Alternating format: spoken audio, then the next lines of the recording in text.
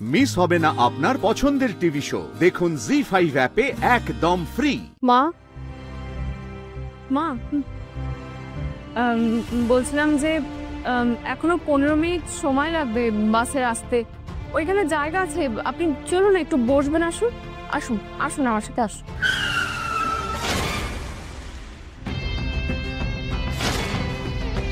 এই মরেছে রে, মা ছেলে একে অপরের সাথে তো কথাই বলছে না।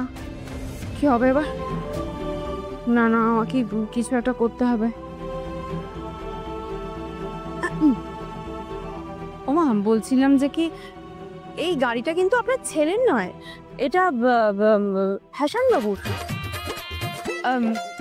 না মানে বাসে করে গেলে তো অনেকটা সময় লাগবে বলুন, তাছাড়া এত ভিড়ে আপনার খুব কষ্টও হবে না।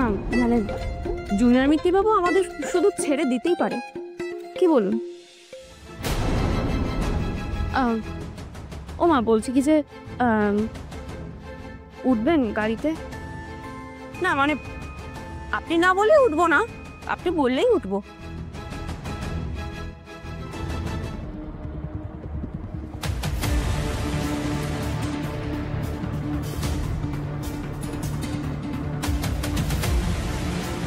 জোনাকি, তুই না এক্ষুনি তোকে সামনের দরজাটা খুলতে হলো? হ্যাঁ, দেখলি তো মা পিছনে গিয়ে বসলেন। তোমরা দুজনে পিছনে বসে কি প্রমাণ করতে চাইছো? আমি কি ট্যাক্সি সার্ভিস দিচ্ছি নাকি? আপনি তো আশ্চর্য মশাই, খুব তো চটে গেছিলেন। হ্যাঁ, এখন গাড়ি এনে কি ভাবছেন যে আমি বা মা আপনার পাশে বসবো? কোনোদিন বসবো না, খবরদার বসবো না।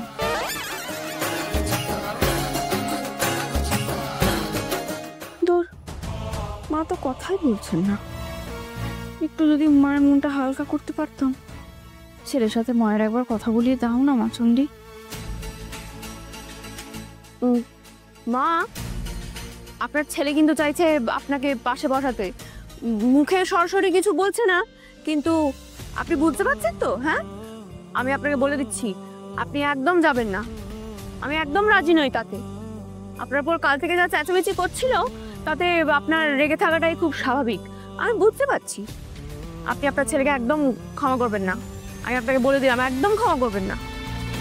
তোমার ট্রিকটা আমি ভালো করেই বুঝে গেছি জোনাকি বিশ্বাস। আমার আর মায়ের মধ্যে ঝামেলা মেটানোর চেষ্টা করছো, অথচ এটা বুঝতে পারছো না যে ওই লোকটার মায়ের সামনাসামনি হওয়াটা কতটা এম্বারেসিং আর কতটা হিউমিলিয়েটিং। Thank you.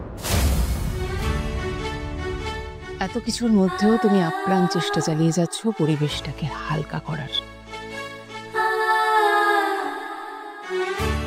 যাও, সামনে গিয়ে বসো।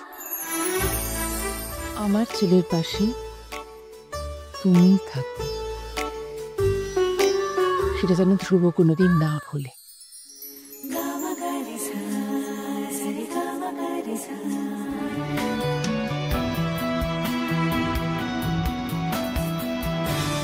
কবে কি জোনাকির পাশে থেকেছে, জোনাকি তো একেবারে ধন্য হয়ে গেছে মা চণ্ডী। মা যে কথা বললেন, এত বড় কথাটা যে জোনাকি ভুলবেই না, এত ভাগ্য হলো জোনাকির।